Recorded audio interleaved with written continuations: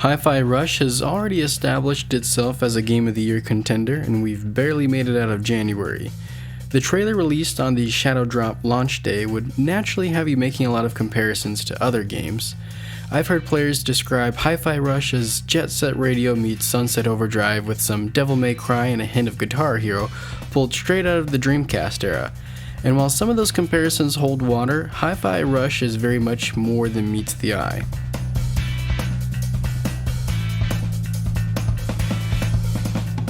It becomes apparent early on that Hi-Fi Rush is a looker. With its not so common use of cel-shaded graphics, colorful designs, and buttery smooth frame rate, this title has its own style while also hitting on a certain amount of nostalgia. For me, this game triggers and then blends up multiple nostalgic elements. There are the obvious comparisons to Jet Set Radio and Sunset Overdrive, but I was also making a lot of connections to anime-inspired 2000s American animation like Avatar: The Last Airbender, and more specifically Teen Titans. The team that worked on this is as Japanese as it gets under the Microsoft Studios umbrella, but that's just kind of where my brain took me, especially in regards to time. Even beyond the stylized look, I found the humor to be a bit of a throwback as well to that era of cartoons.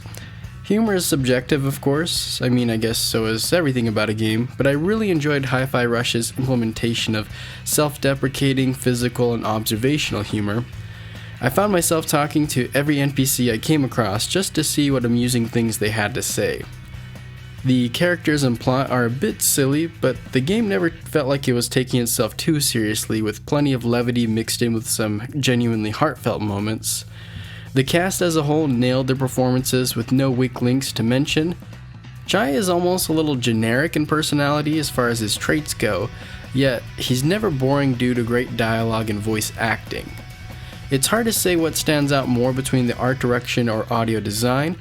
I am generally not a big fan of this game's main genre of music, but believe it succeeds in its primary goal of helping you embody the beat. I did find myself surprisingly moved by a few of the original and licensed tracks, especially during the second half of the game. This world revolves around the music, and so it's a good thing that it's great, even if not to everyone's taste. Hi-Fi Rush takes place in what appears to be a somewhat distant future where the most mundane and repetitive tasks are left to robots. Many injuries and physical disabilities have been addressed with robotic limbs, an interesting premise that allows itself to go in all sorts of different directions thematically. Each of the main characters have their own unique backstories and motivations to want to take down Vandalay, a once great company run amok, leaving a shell of its former self. Chai is center stage here in taking down each of the department heads with some assistance from his crew of misfits. The cast of characters brilliantly play off of each other's distinct and likable personalities. The character with seemingly the biggest impact would probably have to be none other than the robot cat herself, 808. I'm not sure if there's some sort of deeper meaning to this name since the game is littered with Easter eggs and references. 808 could be referring to an electronic drum, or guardian angels, or the area code of Hawaii, or could just be code for Bob. I'm not sure. From a gameplay perspective, Chai's crew is essential to combat and traversal. It was enjoyable to feel like part of a team while avoiding the potential frustration of herding a group of dumb AI characters around. Some of the traversal obstacles fell a bit on the simpler side, but luckily you never spend too much time doing one thing, which is one of my biggest praises about this title.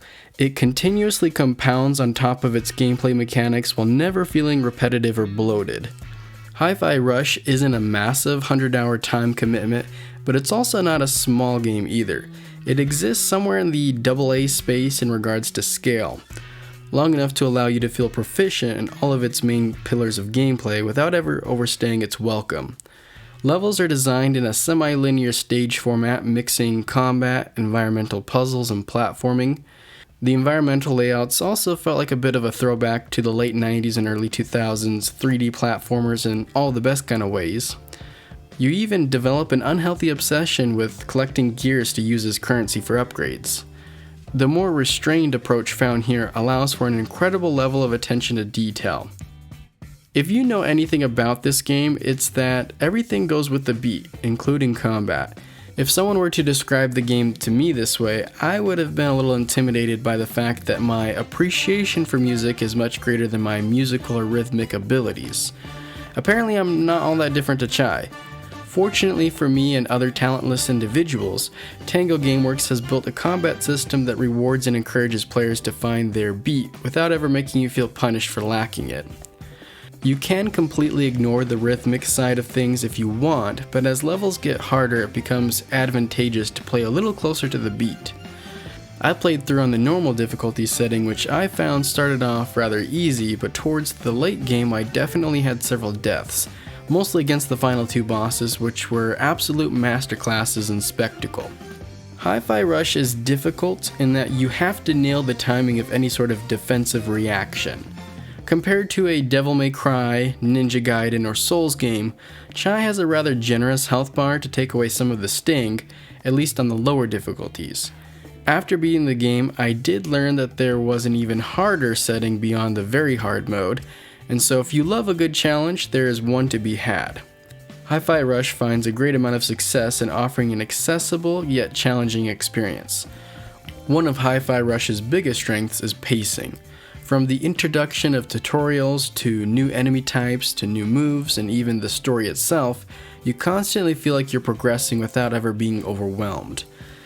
10 hours in and you'll be surprised at how much you have to manage in each enemy encounter with a certain level of strategy being required. There's an impressive roster of enemies with none of them ever feeling like a reskin version of another. Most of the footage you're watching is during the early half of the game to avoid any major spoilers. With this type of game, a lot of the fun comes from discovering the enemies by yourself for the first time, and so most of this footage you're watching is during the earlier half of the game, but believe me when I say that there are some epic robots to face off against throughout. I usually care very little about in-game scores and rankings, but the letter grades at the end of each battle definitely motivated me to do better, like that of a not angry but disappointed mother. Not sure why, it's probably my years of conditioning kicking in, but yes, combat is awesome with a varied and satisfying balance of attacking and maneuvering. Combat overall is pretty damn polished and fun, but I did on occasion run into two problems, both semi-small. The first is, it can be a bit tricky to know which enemy Chai is going to lock onto when performing a zip. The game seems to prioritize the closest enemy, but even then I constantly found myself not going the direction I was intending. I feel that some sort of extra UI element could have helped out here. My other reoccurring problem during combat was visibility. As I mentioned earlier, I love the visuals and style of the game, but found myself lost in many of the explosions of cel-shaded colors. Neither of these are a huge deal, but they can be frustrating in a pinch. Even with that said, Hi-Fi Rush's combat puts a lot of games that pride themselves on combat to shame. It's a little early to be making this claim, but Hi-Fi Rush will most likely end up being my pleasant surprise of 2023, as well as many others' game of the year. Especially considering I went from no knowledge of this game's existence to playing it within just a few hours. One of Hi-Fi Rush's biggest accomplishments is it's a classic example of a fundamentally great game, and to even someone like me who may not gravitate towards it initially, can't deny its excellence. Hi-Fi Rush, broken down into its core elements, is a great game, but when putting it all together, the whole here is greater than the sum of its parts. 9.5. Scores are always fun to throw on at the end of a review, but I think in this case it's not so straightforward when it comes to recommending. This game is definitely not for everyone, but there's a good chance it might be for you without you even realizing it. This is a hard game to judge on the surface, and so I would for sure recommend giving it a try given the opportunity. If you played it, I'd love to hear your thoughts down below. As always, make sure you leave a like before you go, kind of helps the channel grow, and trying to hit 1,000 subs here before the end of the year. But I appreciate you for watching, and until next time, see ya.